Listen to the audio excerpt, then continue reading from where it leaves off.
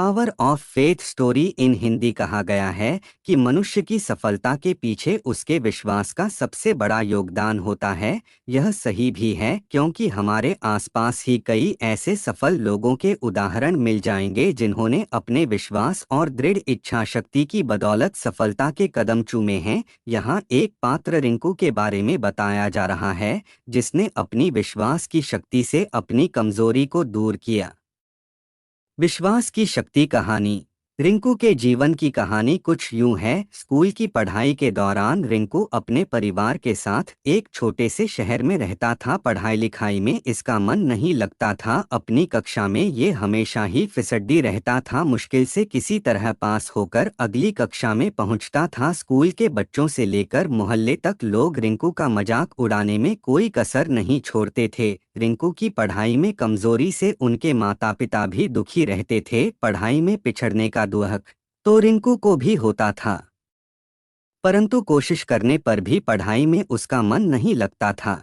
हर तरफ से उपेक्षा और तिरस्कार से दुखी होकर अंततः रिंकू ने पढ़ाई छोड़ने का मन बना लिया। अभी वह 10वीं कक्षा में था। उसकी पढ़ाई की जो स्थिति थी उससे बोर्ड की परीक्षा में उसे पास करने की उम्मीद लगभग न के बराबर थी। अपने जीवन से निराश रिंकू एक दिन जब स्कूल से घर लौट रहा था तो रास्ते में एक जगह रामायण की कथा हो रही थी। उस समय ओजस्वी स्वर में कथावाचक लंका कांड की व्याख्या कर रहे थे। कथावाचक के ओजस्वी स्वर से बुरे ख्यालों में खोए रिंकू की तंद्रा भंग हुई और वह सम्मोहित होकर कथा स्थल की ओर चल पड़ा। कथा स्थल पर पहुंचकर वह जगह बनाते हुए आगे की पंक्ति में जा बैठा। रिंकू को देखकर कथावाचक मुस्कराए और अपनी कथा को जारी रखा। रिंकू एकाग्रता से कथा के एक एक शब्द को सुन रहा था। इस समय कथावाचक कह रहे थे, समस्या बड़ी गंभीर थी। सागर तट पर भगवान राम की सेना के सभी योद्धा लक्ष्मण,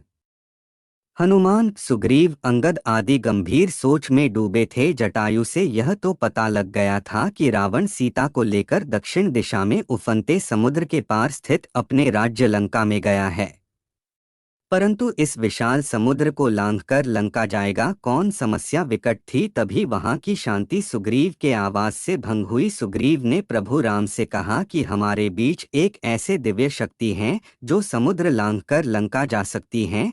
तब भगवान राम की जिज्ञासा को शांत करने के लिए सुग्रीव ने महाबली हनुमान की ओर देखा। सुग्रीव के संकेत से हनुमान जी सकपका गए। हनुमान जी की असमंजसता को भांपते हुए सुग्रीव ने कहा, हे पवनपुत्र, संभवत आपको अपनी शक्ति का ज्ञान नहीं है।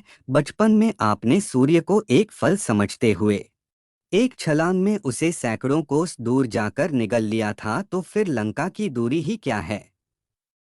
जरूरत है तो सिर्फ आपको अपने विश्वास को जगाने की। आप जब अपने विश्वास को जगा लेंगे और मन में ठान लेंगे तो शक्ति आप में स्वतः आ जाएगी। सुग्रीव की बात सुनकर एक तरफ जहां हनुमान जी को आश्चर्य हुआ, वहीं उनका विश्वास भी जागा और वे समुद्र लांघने को तैयार हो गए। अगले ही दिन उन्होंने पूर्ण विश्वास के साथ समुद्र लांघते हुए लंका की ओर प्रस्थान किया। रास्ते में मुश्किलें तो बहुत आईं, फिर भी वे सभी मुश्किलों को परास्त करते हुए लंका में मां सीता को ढूंढने में सफल हुए।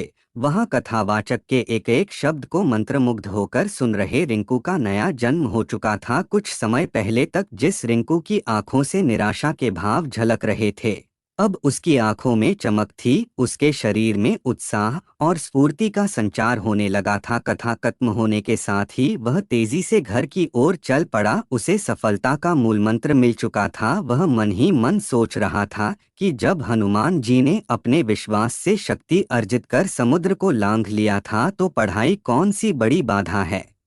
उसी दिन से रिंकू ने प्रण कर लिया कि वह ध्यान लगाकर खूब पढ़ेगा और सफलता अवश्य प्राप्त करेगा। उसकी मेहनत रंग लाई। अपनी कक्षा में सबसे फिसड्डी रहने वाला छात्र रिंकू 10वीं की बोर्ड परीक्षा में सबसे अव्वल आया। इसके बाद रिंकू ने पीछे मुड़कर नहीं देखा और जिंदगी में हमेशा अव्वल ही आता रहा। वह लोक सेवा की परीक्षा में भी प्रथम स्थान पर आया और अपने आप पर विश्वास की बदौलत वह सरकारी महकमे में भी पदोन्नति पाते हुए ऊंचे ओहदे तक पहुंच गया।